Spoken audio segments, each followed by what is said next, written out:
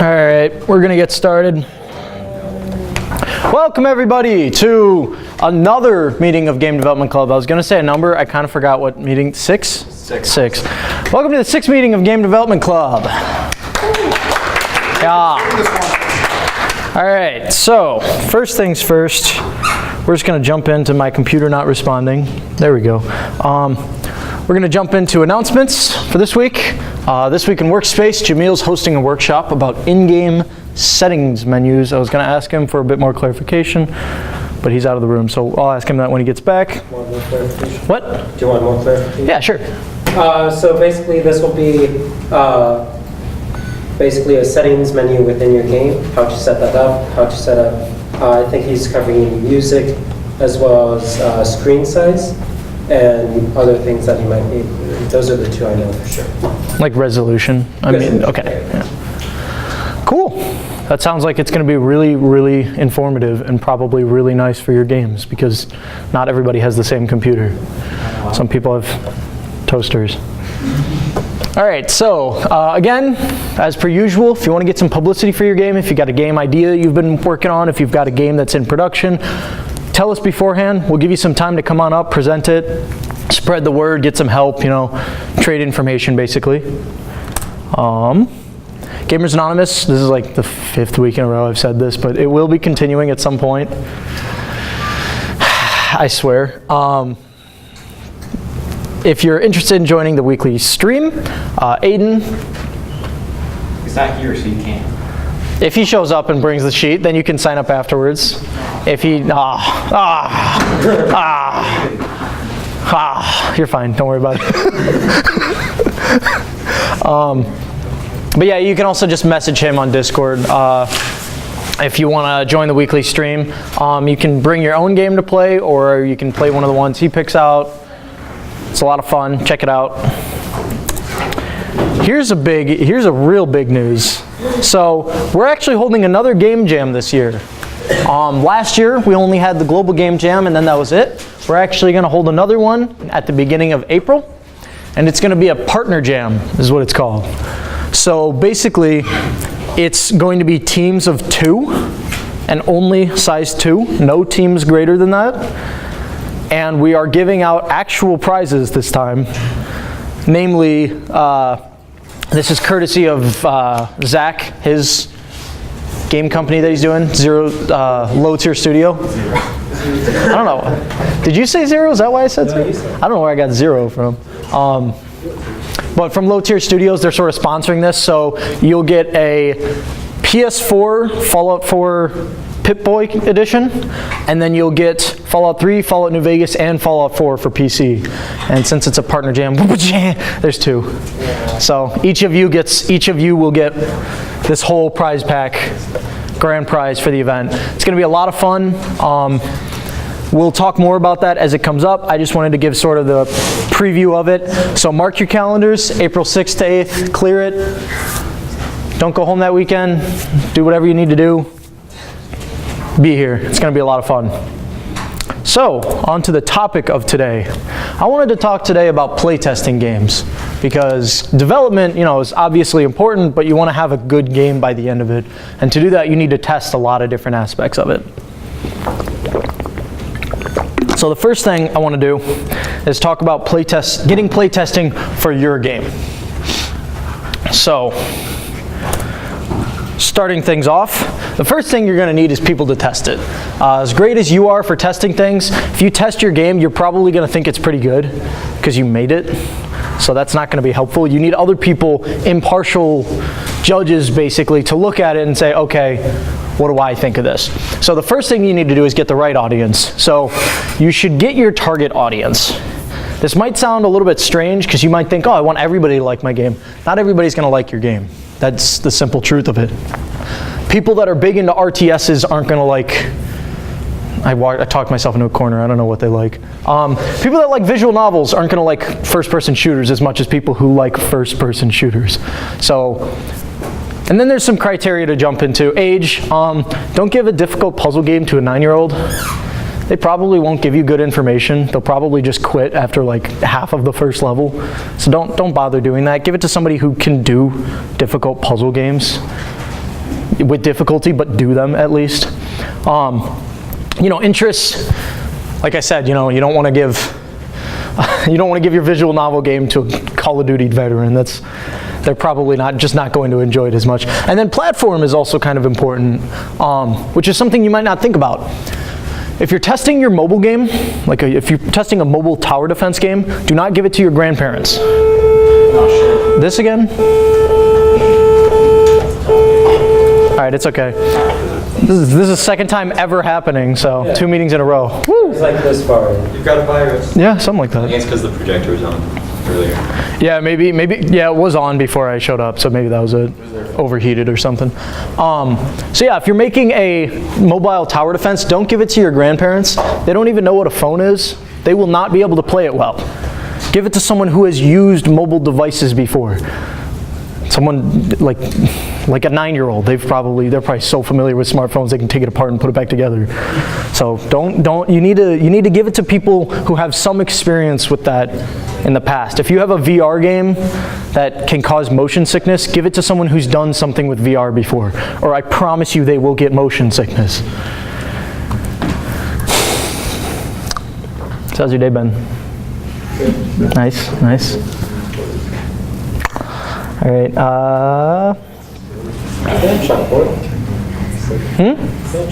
You're right, I do have a chalkboard. All right, I'm going to start writing on chalk. We're going old school. Here we go. So, there are different types of testing that I wanted to talk about. I'm going to talk about 4 generalized types of testing. So the first one is called concept testing. Basically, concept testing is basically testing your prototype. You've put together just the base mechanics of your game, the base playability of your game, so you can just actually play part of it, and then you're giving it to someone basically to see if you want to make this game. If you implement your core mechanics and you give it to somebody and they say, I don't want to do this ever again, and then you give it to 40 more people and they all say, I don't ever want to do this again, this is terrible, you probably, shouldn't make that game. Maybe you will anyways, I don't know, but if the core, you need to test if the actual core mechanics and the main idea of the game are going to work. That says off right now. That's probably not what we want. The second type is called focused testing. This is when you're trying to test your game and you're trying to give it a very direct and specific thing that you're looking for. So this would be like, I want to test if my tutorial works. So you sit somebody down, you have them play through the tutorial, and then you ask them questions about the tutorial. You don't ask them, do you like the game? You ask them, what did you think about this part? What did you think about this part? What do you think about how this works? Specific things, so you're trying to get feedback in one certain part of it. The third one is what we did at Zach's workshop, quality assurance. The not so fun part of testing. This is where, oh, it's up, cool. So yeah, the fourth one's fucking whatever. So basically quality assurance is the not quite as fun but really important part of testing, where you're basically sitting down and slamming your head into a wall for 30 minutes. Actually 30 minutes is very short for QA, for 4 hours, and trying to break your game and find bugs. And then experience testing is what I'm calling basically testing the overall experience of the game. This is where this is every kid's dream job, where they sit you down and they say, play the game start to finish, tell me what you think. Give feedback on what you would want different, what you think should be different, that kind of stuff. And that doesn't necessarily mean the whole game, it just means it's less focused than the focus testing. So to get into a bit more detail, concept testing. So basically you want to check, should this game exist? Do people like it? You need to tell your testers that this is an early draft. You give them your game, hardly playable, but it is playable. You say, test this, and all of their feedback says these art files look terrible. This artwork looks really bad. This doesn't look finished. Yeah, it's not finished. Duh. That's why you tell them, this is not finished. Don't worry about the art, don't worry about the sound, don't worry about polish. Worry about, is this fun? how do the mechanics feel? And even then, the mechanics probably aren't done, but that's the kind of info you want. Then monitor your testers. Okay, you might give someone a game, walk away, and come back 30 minutes later and say, what did you think? And they might say, yeah, it was fun. If you don't walk away and you watch, and that doesn't mean sitting next to them because they'll probably be really stressed out and really intimidated, but just watching them through a creepy one-way mirror or something, recording video, I don't know, and you can see that they're not having fun. That's kind of important. Like, you can't just take their word for it. This one's especially important to actually try and monitor what they're doing and how they're reacting to things, to know if they're actually having fun or if they're just being nice to you. So that's actually pretty darn important for this one. And for concept testing, you probably want like a medium number of testers. You don't need 100 people testing this, but you shouldn't have 3 people testing this. Because you might find the only 3 people on the entire planet that actually like your game.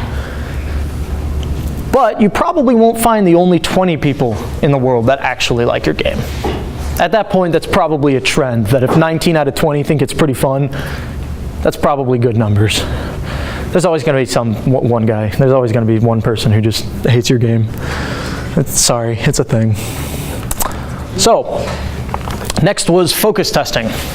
So basically, like I said, this is where you're testing something really specific. This is where you're testing level 1. This is where you're testing one certain game mechanic. This is where you're testing, okay, how does this area feel to walk around in? Like atmosphere, aesthetic, whatever. You're not asking them to play through the game or any large part of the game. You're just asking them to accomplish a specific task or set of tasks, and then you're going to ask questions on it. And you want to ask specific questions. I kind of already went over that. And for this, actually, it's a good idea to have a large number of testers. It's not a bad idea to set up a survey for this kind of testing and ask a lot of questions so that you can get a lot of meaningful data about basically what you're testing. If you have 100 people play through level 1, this doesn't have to be in person. Great on you if you can find 100 people that want to play this in person. But you can find, there's resources online that you can ask people to test your game, all sorts of stuff, and you can give them a survey of questions and then get a bunch of data that you can try and pull patterns from to see, a bunch of people stopped playing at this point. Why? Stuff like that. Then we had quality assurance testing, which is basically just a whole bunch of repetition. Honestly, it was pretty fun at Zach's workshop, but it's not very super fun, unfortunately. But not everything's fills your hopes and dreams. Sorry. And so basically, this is bug hunting, going through, looking, trying to break your game, trying to find the places where it doesn't line up, and it's a lot of the time it's actually internal, so it's not. So if a game dev company is doing QA testing, they usually won't outsource that. They usually won't ask people, hey, come test our game. This would be their own employees testing it. But you might ask people to do it if they have the patience. I doubt you'll find anybody random who will have the patience. Anybody who's not getting paid and does this is insane. Don't trust them. This is really, really repetitive. But it is super important because this is going through a game a billion times and checking the different parts of it for bugs will make your game polished, will make your game bug-free. It can't really be bug-free. There's always some features hidden in there. Yeah, not bugs, feature, forget it. And for this, you really just need a small group of testers. If you have 5 people, that's plenty. You're basically sitting them down and having them do stuff very repetitively. You don't need a full team. You don't need your full team working on this. This would be something you're doing alongside development. The final one was experience testing. So basically with this, you're trying to get feedback on the whole experience. So you're trying to ask very qualitative questions, very broad questions about, how did you feel doing this? How did the whole game feel? That kind of stuff. You don't want to ask too general of questions, because if somebody asks you how did the game feel, you're not going to give a good answer because you have no idea. And for this, it wouldn't be a bad idea to have a large number of testers. This is sort of like a medium to large, depends. It's kind of hard to keep track of 100 people playing through your entire game and giving feedback. That's a lot of time spent just going through all of that and reading everything and whatnot. But it's not ideally you'd want a large number of testers. So, moving past that, there are a few types of feedback that you can use with playtesting. First of all is surveys. Surveys are pretty great for focus testing, and well, pretty great for focus testing, honestly, is the best one you want to use it for. This is where you have a ton of people going through a certain part of your game, and you just want to get data that you can look at in basically a graph to see how many people said this, how many people said that. That doesn't mean you should do multiple choice. Doing rating where you're like, 1 to 5, how much did you like this? Nobody wants to answer those, it's lame. Nobody knows what number to really say. It's way better to give more open-ended questions, asking what did you think about this, to let them explain themselves a little bit more. But it can be a lot easier to read if you give them more multiple choice stuff, more closed option. Second thing you can do is one-on-one interviews. This is great for experience testing. Basically, you can sit down with them, look them in the eye and say, what did you think about blank? How did you feel about this part of the game? And you could sit there and you can actually see how they're responding, and you can interact with them socially. Thought stream is the third one. This is really, basically what thought stream means, first of all, is you ask them, here's a microphone, play the game, and I want you to just spew whatever you're thinking while you're playing. Basically commentate yourself, just talk through whatever you're thinking at the time.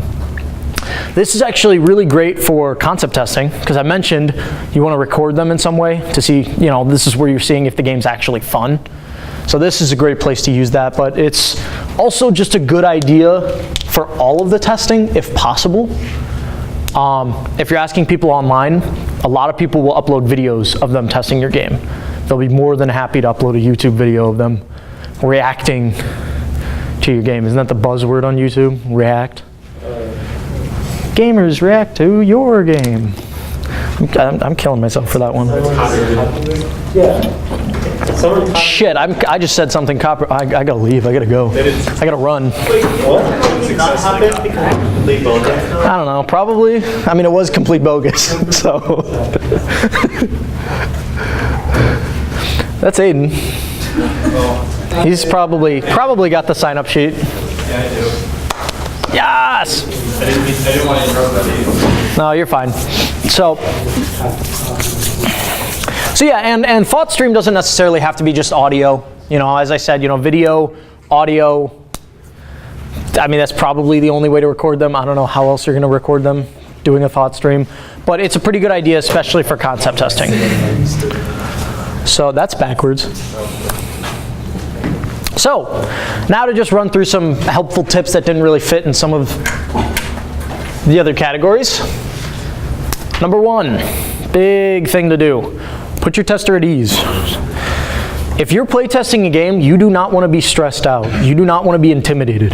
If the person says, try my game, and then they sit at you and look like this the whole time, the entire 30 minutes straight looking at you, I don't know about you, but I'd probably have a panic attack like 30 seconds in and just freak out and try to leave. So don't do that. I mean, if you're not a psychopath, you shouldn't do that in the first place. But try to put your testers at ease. A good way to do this is to ask them pre-playtest questions, like, what is your age? What are your gaming habits? What games have you played recently? Questions that they know the answer to, that they can talk about very easily, and that can help them, okay, I can answer these questions. We're fine, we're good. And let them work themselves into it so that they can play your game in an environment that won't freak them out. Second thing, let people know that it's okay to quit. This is actually a big thing. If you're playtesting a game and you are not having any amount of fun, you should be allowed to stand up and leave. Don't make them feel like they're confined to a space to finish your game. It's actually a good thing if people leave. That's what a lot of people don't understand. It is actually a great thing if someone leaves your game, because that will give you an exact point that you say, okay, by this point of the game, they're not having fun. What's been leading up to this? What happens here that was that breaking point that told me they don't want to play this anymore? It's really good information for figuring out how to improve your game. Third thing, don't give too specific of questions. So if they're playing a platformer, they keep dying in the second pit, like a ton, like 30 times. A bad example of a question would be, hey, afterwards, hey, why'd you die in that second pit so much? I don't know, they don't know how to answer that. I don't know, I suck? Is that what you want? Like, it's really hard to explain something like that. It's a question that's asking, why did you do this? It's like, I don't know, I was just trying things. Better question would be, okay, what did you think about the second pit? Making it really open-ended, not looking for why did you die, but just what did you think about it? Because then they can say, oh, I thought it was really hard. Oh, why is that? Oh, the rest. So, good idea to not give too specific of questions, but of course you don't want too general of questions, like what'd you think of the game? Don't ever ask that, that's not helpful. They will not give you a good answer. Fourth thing, almost said third thing, fourth thing is don't help them. If they ask you, what do I do here? Don't answer. Maybe tell them, hey, I'm not being rude, I'm not trying to give you the silent treatment and act like an asshole, but like, I'm not gonna tell you what to do, because that completely defeats the purpose of playtesting your game. People that buy your game won't be sitting next to the developer asking them what to do next. They will be playing the fucking game. So, your goal is to see, where do people slip up? Where do they get stuck? Not to tell them how to get unstuck or how to avoid that in the first place. And the final thing is something I actually found online that I thought was a really, really great way of ordering your questions. And it's called FFWWDD, or forward. Really slow for some reason. And basically, that's asking 6 questions, or 6 types of questions, in this order, because it's great. It's really good. They lead into each other, and it's really easy to talk about. So the first thing you ask is frustrating. So you ask, what did you find most frustrating about this experience? Then they can jump into, oh, I just, this part in the second level really just kicked my ass. I hated it, blah, blah, blah, blah, blah. Then you can ask them, okay, what was your favorite thing? So then you can ask them the complete opposite. What was your favorite part about this? Oh, I like the tree or something. Third thing is wanted. You ask, okay, is there anything you wanted to do that you couldn't do? Basically asking them, when you were stuck at that part in the second level, what would you have wanted to be able to do instead of, that you couldn't do, basically. And that opens up a lot of ideas that they can give you and feedback of, oh, well, I really wish there was an option to do this, or I really wish that I had access to this or that. The fourth one is wand. This is kind of a curveball. It's kind of a weird one. And basically you ask, if you had a magic wand to wave and you could change, add, or remove anything from the experience, what would it be? Kind of along the lines of wanted. And you'll get some people that will mention something other than the thing they said was frustrating. Well, they'll say, you know what, that was frustrating, but I really wish, if I could change anything freely, I really wish I could change B, option B instead of option A, which was so frustrating. And then asking them simply, what were you doing? This is the answer that should be very obvious, that they should just say, well, I was playing the game, dummy, but giving you better information about the game. And this is good for putting people at ease, because, hey, they can't get this wrong. No, this is what they're doing. And it also lets you know how much of the game they actually got. If they're playing Mario Kart, you say, what were you doing in the game? And they say, I was racing. They don't mention anything about the power-ups, probably not paying too much attention to, the game and what they should be doing. Maybe they were avoiding power-ups. Maybe they thought they were mines. I don't know. That would be good to know. Very good information to know. And the last point is describe. And that's basically saying, how would you describe this game to other people? And this can actually get you some interesting answers. If you're trying to make a puzzle game and they describe it as a platformer, and that's what they dedicate, I would describe it as a platformer, why is there a disconnect between what you're trying to put it as and what they're saying? And that's actually some really good information to get is, why is this not what it's supposed to be for me? Does anybody have any questions about this? Do you have anything you wanted to add? Yeah. How do I get people to play my game? First of all, make a good one. What if it's bad? Oh, I need to play it to know if it's bad. Well, there's a lot of resources for finding people, and there's a lot of stuff online. I'm pretty sure there's subreddits dedicated to finding people to test your games and whatnot. So you should be able to find people, but you can sell your game, not like physically sell, but I mean like talk it up, but don't overshoot expectations. You don't want to tell somebody that, oh, it's like Mass Effect meets Minecraft meets another big game. Those are such a bad combination. Don't make that game, please. Well, regardless, don't overhype your game, because when they go to test it, I guarantee they'll give you negative responses on things because they expected Mass Effect meets Minecraft. Don't make that.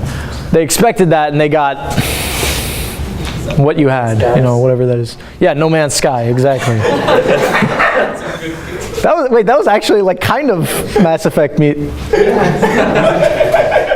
It's like Minecraft. Don't make that game. Yeah, no. I didn't even think. All right, cool, that worked out. So there's lots of ways to go about it. What kind of testing should I do, and when should I do them in the development process? Concept should be done early, for sure. Concept to make sure that your prototype's good. Let me actually go back. What am I talking about? I have this. So you want to do concept first, talking about, is my game fun? Then you'd want to go with focus testing. So when you have certain parts of your game complete, you test them to see, okay, what should we be changing? This is still at the point where you should be able to change a lot of big things and move things around. Then it's actually, you can sort of do experience in QA in kind of a different order, but a lot of the time people will start on QA then, so that when they can do the experience testing, the game's already at least fairly polished by then, and the changes they get from experience should be kind of minor. You shouldn't be changing complete game mechanics around by experience testing. I mean, you can if you want to, double your development deadline. But by then, it should be smaller scale changes.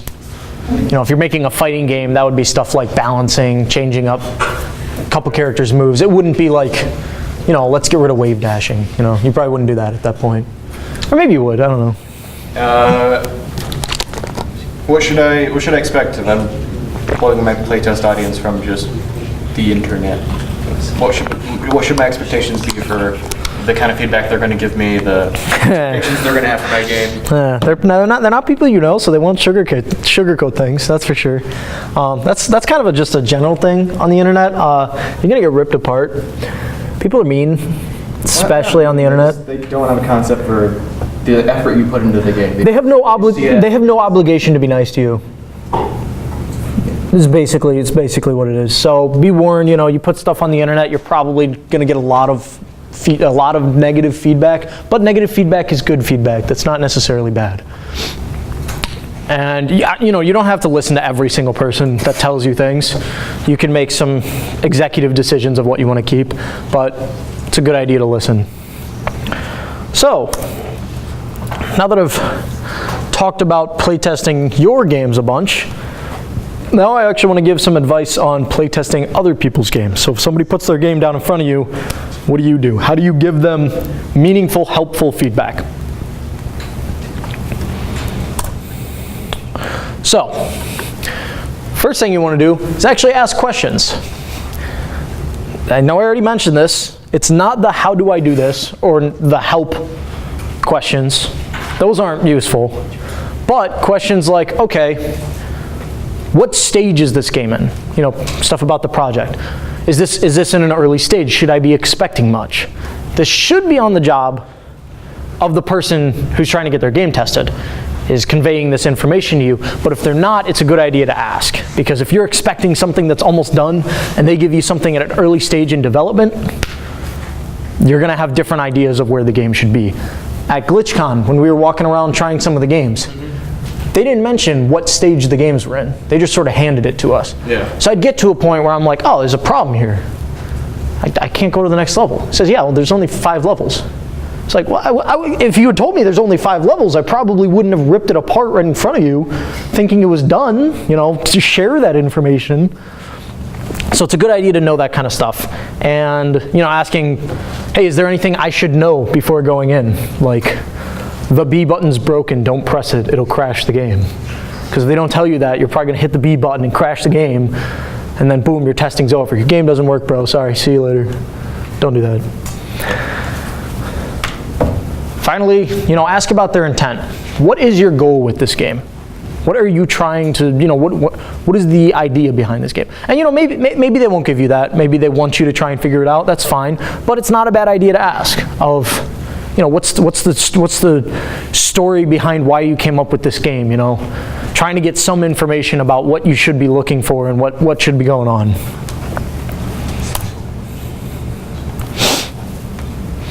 Give feedback. So this is tips about, you know, giving good feedback. So first of all, be honest and direct. There's no point in sugarcoating everything. It's silly. Nobody wants to hear your game's pretty good if it's trash. Be honest. You really don't want to lie to them. That's not going to help anybody. You lying to them won't help their game improve. That's not going to work. So you don't want to sugarcoat things, but you don't want to be super harsh necessarily. If you sit there and you rip apart their game and talk about how bad it is and then walk away, they're probably going to start crying and just go home because you just ruin their life's work. So a good tip that a lot of people give is to say something positive. If you hated the game, if you thought it was garbage, and you'd say, oh, I didn't like this, I didn't like this, I didn't like this, I didn't like this. I liked the art. You know, throw something in there. You know, don't just crush a person. That's not nice. Come on. Another thing, try to understand the main concept behind the game. Try to get what they're trying to accomplish. If the game's about scoring points in a sport-like video game, then try to draw the connection of, okay, if I'm trying to score points, what's motivating me? What am I actually doing to score the points? Is this fun? And sort of try to drive it from there, because you'll give a lot better feedback trying to connect those ideas rather than just talking about whatever you saw or whatever you noticed. Try to give some meaning behind it. Really important one that a lot of people have trouble with. Don't make your game from their game. If somebody gives you a game to test and you think, oh, this would be so much cooler if it was about robots instead, don't tell them that. That's not going to help them. If you sit there and you say, oh, it'd be great if you had this, this, this, this, and this, they'll say thank you, and then they will take your paper that you wrote this stuff on, and they'll crumple it up, and then they'll throw it away because it's not going to be helpful to them. They're not going to make your game, they're making their game. You can give them suggestions of what you think might improve their game, but don't just make it your game talking about it. That's not going to help anybody. Anything to add on that? No, man. That was actually pretty thorough. And now the most important tip of all playtesting games. Play a bunch of video games. Just in general. Just play a ton of different video games. I know we're asking a lot of you guys. Right? So this is the fun one. Basically, if you play a bunch of video games, you can give better feedback. You can give more meaningful feedback. If you've played 20 games very similar to this person's game, you can give great feedback of what feels good, what feels bad, comparisons to other games, how it, you know, feels to play. So, you know, it sounds kind of silly because it's like, what? It's a dream come true. You're telling me to play video games? Fuck yeah, yeah. It's important to just have some experience behind that. Did anybody have any questions about testing other people's games? Any points? Anything I missed? I've kind of just been throwing everything at you for like 30 minutes, so no? All right. So now we're going to move on to a let's play test. A let's play test. A let's play test. It wasn't going to be my presentation if it didn't have a really crummy joke somewhere, so too bad. So, who wants to play test a game? I can't promise it's good. I can promise it's bad, actually. All right, you wanna? All right. Actually, first, before I ask that, yeah, you can still come up. Does anybody have a game they'd like someone to play test? Otherwise, I'm just going to be using one of mine from a previous game jam. Somebody's got a game. Come on. No? Nobody wants to? All right, that's fair enough. All right. Give me 1 second to pull it up. Yeah, only 1 second. Or he's gonna stand playing this bad game that I don't know who would have made it.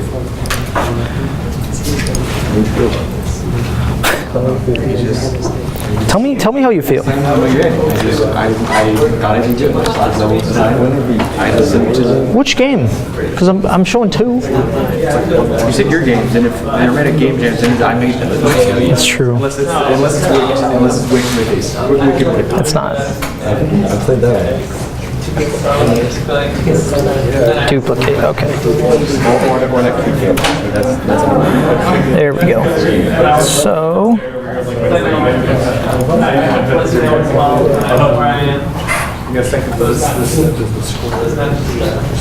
oh god, that's gonna be loud. It's a good game. We'll see about that. This goes good level. We're gonna see how loud it is. So, be prepared. You know, I'll turn it down and then turn it up. So, something before you get started. First of all, nice pictures of potted plants. Thank you. We did a good job with that one.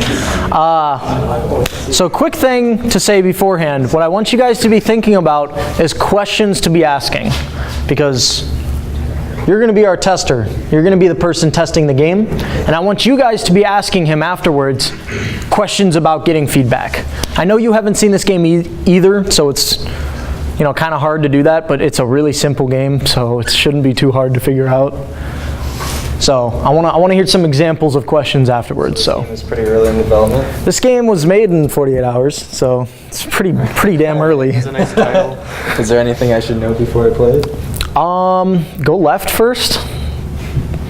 All right. I know I'm not. It's probably gonna help. It'll start. Oh no. It's all coming back to me now. Yeah, it's got music. All right. Yeah, actually, fun story. I couldn't figure out how to delete that sprite. It didn't actually exist, but it was still there. So. The only option was to just delete the entire game and remake it. So I'm going back to double check how to actually delete it. No, at the time I looked it up. It's an actual issue. I think it's if you have a sprite. If you have a sprite. Look at that animation. It didn't play. If you have a sprite and then you delete the actual asset, it screws up or something.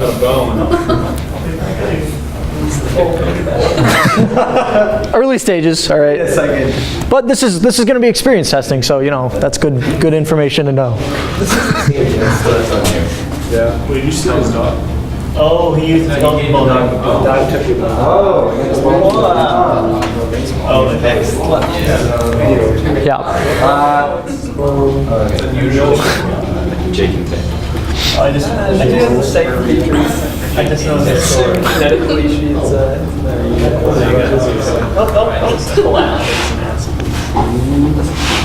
I don't know what happened to me. You just assume that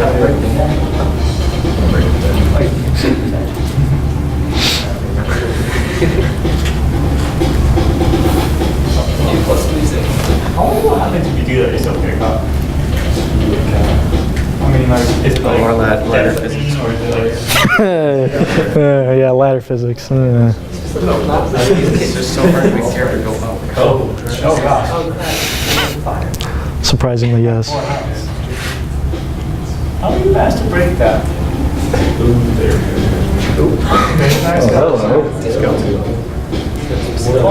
That was it. So, I done did it. These are Stardew Valley. Who is Alex? so now what I want to ask, you guys is, what are some questions that you would have after that? You're gonna have to be more specific. What questions would you? So I'll start with a question. What did you think about the kick move that lets you stun enemies? Wow. That was the thing. I did not know about it. Maybe you put it in the directions, but I don't remember it. That's good feedback to hear, that you didn't know that existed. That's on us. That's not on him for not figuring that out. It's not on the tester that it's their problem. There's a reason they didn't find that. So he didn't find it because I think it was like stuffed in the bottom of the instructions somewhere. White text right above the character's head that no one reads. Yeah. Yeah? Plus, the animations are pretty janky, so you couldn't really tell you were doing it anyway. So. I didn't realize it kicked out.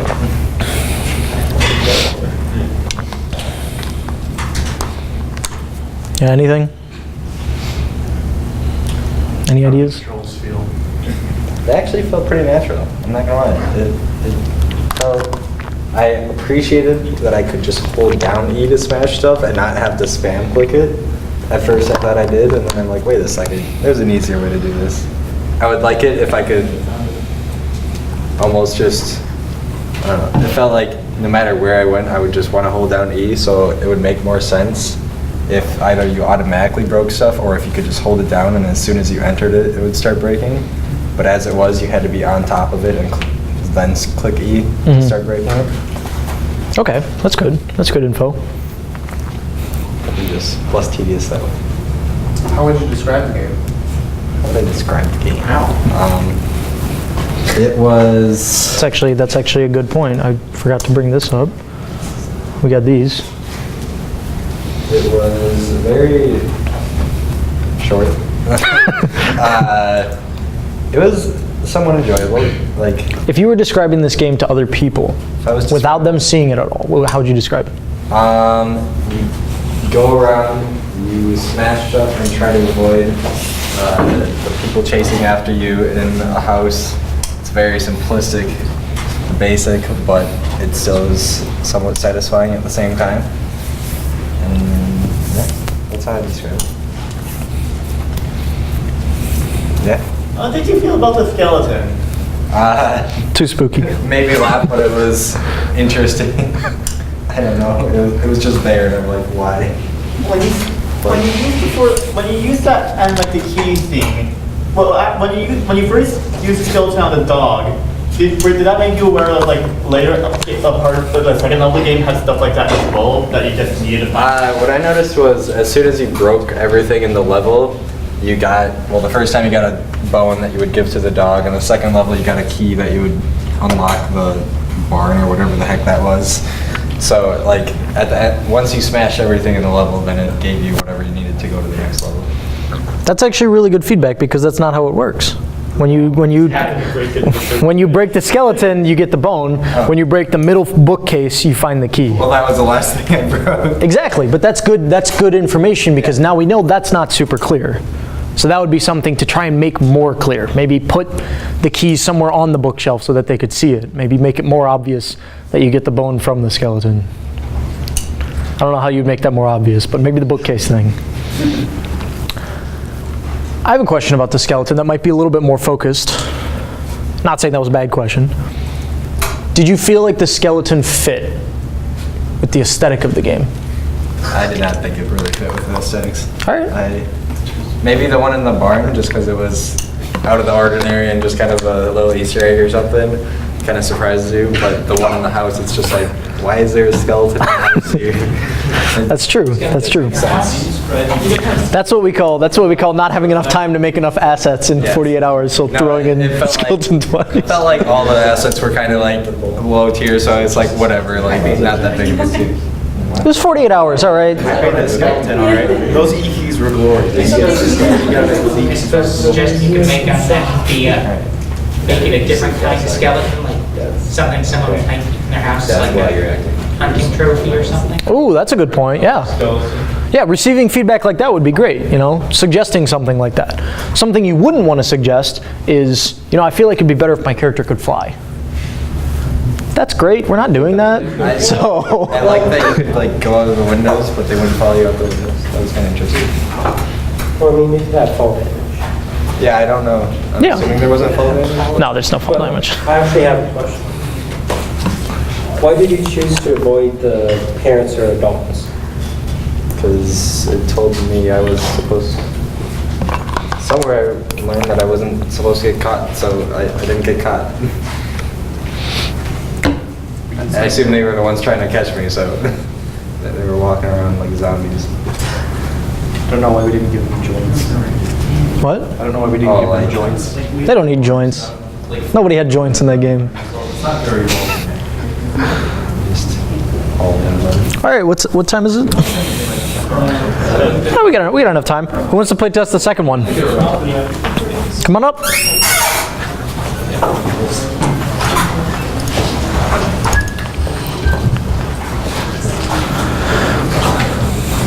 So you're gonna have to let me set this up because, haha, we couldn't figure out how to resize windows. So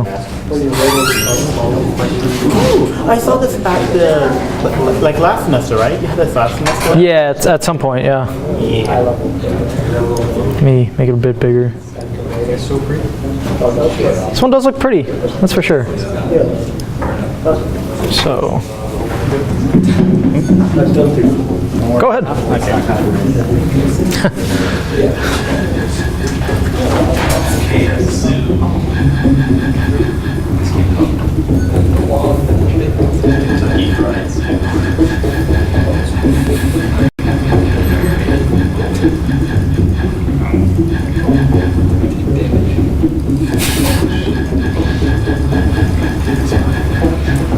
So how much you guys be thinking about questions that you could ask about this?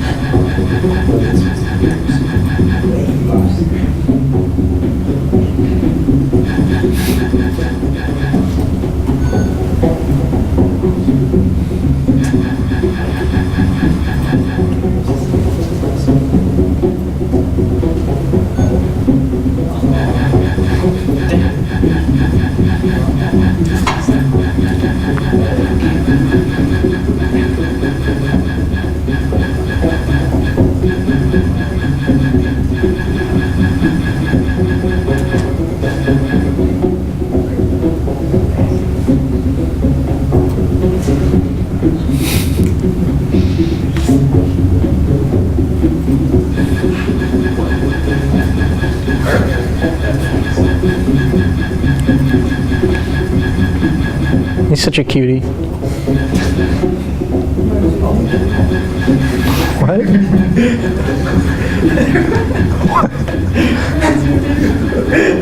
That I'm a cutie? Thanks. Uh-oh. There we go.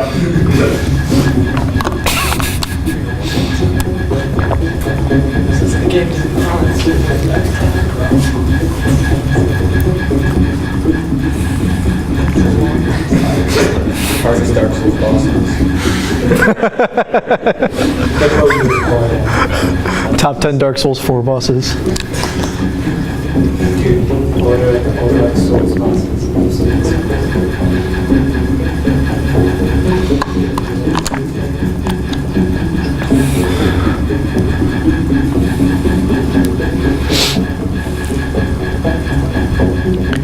Goodness. All right, we can start asking questions while he's finishing this up. So what do you guys have? What's up? How do you feel about the amount of HP this boss has? Very annoying. And more serious, it's like I think it's like more than half the game now. I think it is, yeah. Oh, okay. There you go. Yeah. You're back in the beginning. You accomplished nothing. So let me start by asking this. Let me start by asking this. How did you feel about the shooting? The shooting. Well, I was clicking a lot. It was more of like it is a limited amount of shots. It's not like older games where it's only like a certain amount of shots are on the screen at the same time. Rather, it's like there is a certain speed at which you can fire it, and so that was interesting. So it's like very normal. You didn't have to press it faster. I just did because it maybe it felt like faster, even though it wasn't. With the blast itself, while it got bigger as it went on, I don't think the hitbox got bigger. Just like it looked bigger. That was going to lead into my next question of how did the damage you dealt feel? Well, with the normal enemies, a lot of them died relatively fast. It was only with the boss that it felt really worthless. And like, I felt like with the small enemies, early on, of course, they had like that health, a fair amount of health, but with the boss, they died to like 1 or 2 shots. So there was like discrepancies there. But with like the regular enemies, I felt like it was much more fair amount of health than with the boss. Okay. So this game was a great example of not giving any information to the player. Turns out you can hold the mouse. Try it. It's nice. That's why there was a delay, because when you hold it, it just shoots continuously. So that's not very clear, and we kind of get that reaction from everyone who's tried it and then been like, what? I didn't have to click 50 billion times? Yeah, so that's good information, though, that you didn't know that that was a feature, that we would need to say, okay, beforehand, hold the mouse. That's a thing. The other thing was, the damage of your beam actually is greater the closer you are. So it's supposed to be like, I guess, like a shotgun sort of effect. Okay. So that's not very clear. So that would be another thing we would say, because, you know, it probably just seemed sort of uniform. And when you mentioned the hitbox, that got me thinking, okay, it might be the fact that it's doing so little damage, it almost looks like it's missing when it's further away. Does anybody else have questions? You know, throw in some. I have a question. This might seem very specific, but did you ever feel like you were going to die? From my point of view, I couldn't see any health bar or anything for yourself. So. Well, let's see. When I was in the first room, when I accidentally walked into it, I felt like a sizable chunk did get cut off. But like later on, with the large amount of enemies, it wasn't as like that big of a shock, and I didn't feel the health didn't go down as much. And additionally, with the boss, when I took one of the hits, I don't think I felt like I didn't feel like I lost a lot of health. So while at first I felt like I could easily die, as I got further and further into it, I felt like, not really. Good. In the third room, the long room, why didn't you go and investigate the panel on the ground with the symbols next to it? Okay. You wanna? Here, I'll. Or is there like a way to get to the room faster? Or? Nope. You just gotta be good. You think we put shortcuts in here? Yeah, come on. We barely had time to put this together. We're not gonna put shortcuts in. Yeah, speedrun strats. Oh. I didn't see that. I didn't. Oops. Also, there's It's the only instruction we get in the entire game. Yeah, this is the only instruction. So this would be, you know, something that you would ask them, you know, why didn't you see that? Well, the answer is probably because the room was so cluttered that you didn't notice anything that wasn't moving because there was so much going on that you just sort of glossed over it and missed it. Yeah. Now, the thing is that this actually does make the boss a lot easier because it's a different weapon that shoots waves that do damage as they go through the enemies. So since the boss is big, it does way more. Okay. But, you know, you didn't see that. So, you know, it was good to get information on how the regular gun felt, for sure. How did the movement feel? Movement was pretty good, honestly. There wasn't any slowdown. The only thing I noticed that made my slowdown happen is if I rapidly changed from left to right while walking. But I was just like one frame of it not moving. Otherwise, it was completely smooth. How did you feel when you entered a room? What were your thoughts? Panic. Well, let's see. What was your immediate reaction when you entered a new room? Well, it's like, okay, more enemies. Like, with the second one, it's slightly more like, oh gosh, there's a bunch of them at the start. And the same happened with the third one. The first room, I didn't get that reaction. And with the third room, was like the boss room, I didn't realize it was a boss until like, oh, that's a big health bar. But it's only really like the long room and the big room where I like reacted a bit and like moved out of the way immediately. The other was the small room and the boss room. I didn't like react as much. I did good on 2 out of 4 rooms. I mean, there should have been like aggro ranges and all sorts of different stuff, but Whatever. Is there anything you wanted to do that you felt like you couldn't? I'm okay with just like button mashing a whole bunch.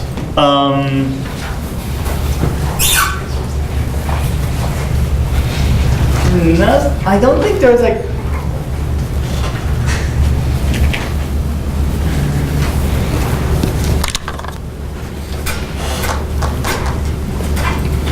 I don't think there was like really anything I wanted to do. yes. All right. Well, I don't know how we're doing. How would you describe it to friends if you had to tell them about KSU? Top-down shooter. You just walk around very simple. Pretty short. Fights are relatively fast, with the exception of bosses, which are made to take up time. But otherwise, it's simple. Yeah. You got at least 2 hours of game time, so they can't return that. Sonic Forces. Wait, actually, how did you think the art was? Oh, the art? Okay.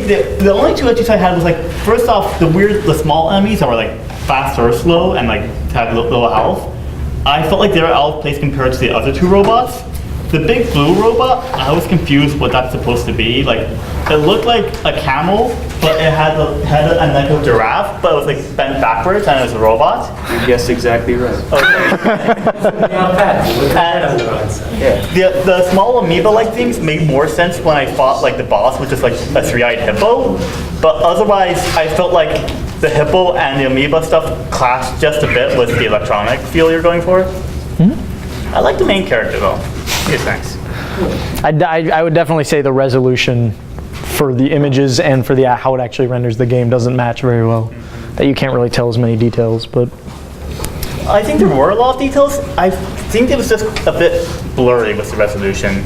There is an overlay on all of it. There's a blue overlay. all right, cool. Thank you. I think that was it. Clap to both of our volunteers. Nice job. Feedback will do nothing. We're not fixing these games. Yeah, these games are gone. They're done. Game Jam games. That's about as good as they'll get. But what? They didn't sell well? They didn't sell well? Oh yeah, no, they didn't sell well at all. So that's actually all I had today. Thanks for coming, you guys. Go forth, make games, be awesome. Thanks a lot, guys. See you next week. Hopefully at the workshop.